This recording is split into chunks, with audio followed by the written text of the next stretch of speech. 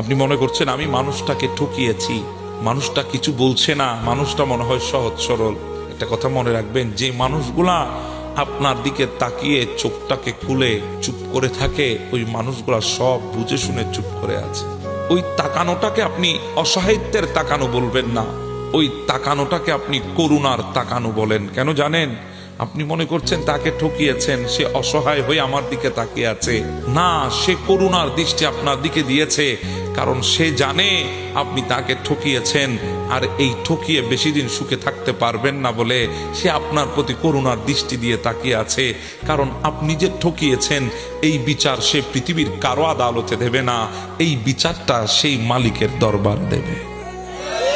পৃথিবীর বিচারকের বিচারের মধ্যে গাফিলতি আছে। ক্ষমতা দিয়ে বিচার কিনা যায় দুনিয়া, কিন্তু আমার রবের বিচার কেনা যায় না। আপনি ভালো করেছেন না মন্দ করেছেন, প্রত্যেকটার অনুপারমাণু হিসাব দিতে হবে কার দরবারে?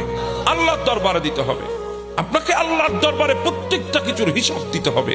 আপনি মনে করছেন আপনি দুনিয়া পেয়ে গেছেন, আপনি সব পেয়ে গেছেন। না রে ভাই, না।